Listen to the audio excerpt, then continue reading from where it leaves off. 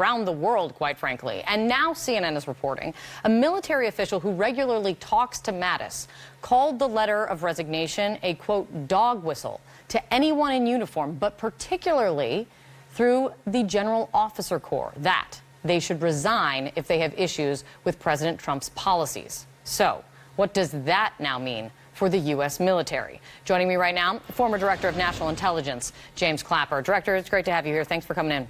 Thanks, Kate. Your reaction last night to the news of Mattis's resignation was that the country is less safe without Jim Mattis. Why is that the case? Well, I think Dan Coates' public release today, in which he characterized Jim Mattis as a national treasure, kind of says it all. Jim is unique. Somebody will follow him, but I think it's going to be very difficult to replace him. The country has been blessed for 2 years to have him in that position. I found his letter stunning, but not surprising. I'm not an intimate of his, but I knew from the get-go that this wouldn't last, and at some point, because Jim Mattis is a very principled man, that he would have to leave. And I just had a Republican congressman on, Director, who said there are a lot of, the good news is there are a lot of great generals, a lot of people who can serve and be a great secretary after Mattis, and who should have hold up the ideals and leadership qualities of Mattis.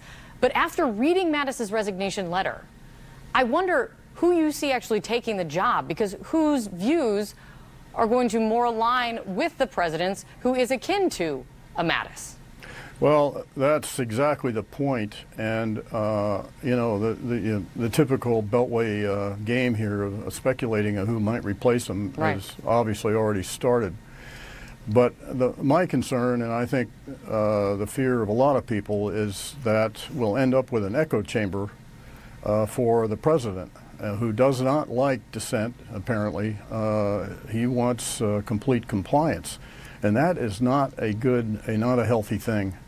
And I think Jim, of course, who has a completely different set of values and a different worldview, provided that contrarian view, which is extremely important. And I fear that, yes, there are a lot of great people, but I'm not sure who would want to take this on unless they're going to be an echo chamber for the president.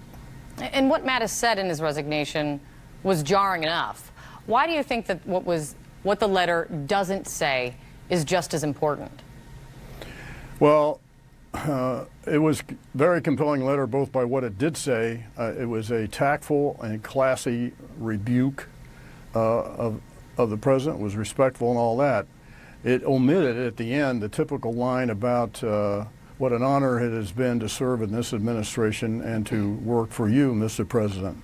I thought that was a very glaring and telling omission, and it said a lot.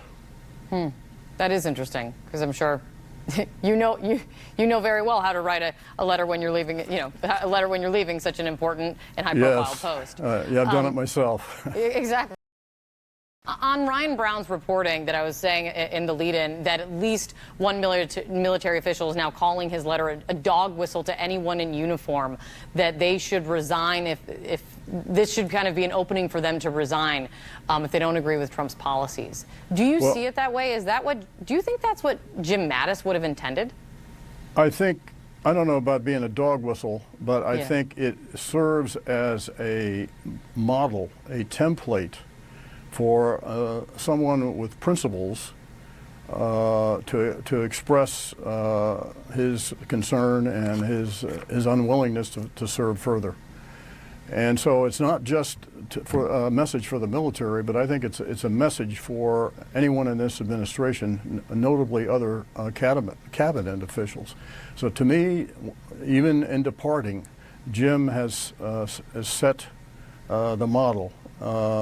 And I think others need to think about that.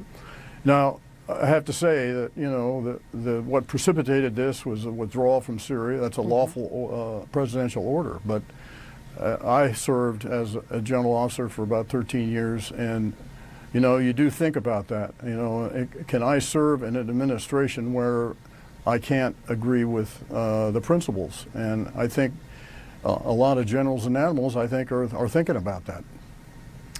Do you think, when it comes to the decision in Syria, and it comes to kind of the shockwave that the Mattis's decision has created, could the president unring this bell? Can he settle things down with an announcement of another secretary? It seems new times in an already chaotic era. Well, that's, I guess, supposed theoretically possible, but extremely unlikely that the president would do anything that would even infer that he made a mistake in judgment. Right. Now, my comment, a lot of people talked about the implications of this. Previous segment made a good point about we didn't get anything for this, not unlike moving our embassy in Israel to Jerusalem, where we didn't get any benefit from that. And this has global implications, and I would just cite the example of North Korea. Why should North Korea believe anything we say to them about assurances of their security if they denuclearize after watching this, this decision? That is a fascinating perspective.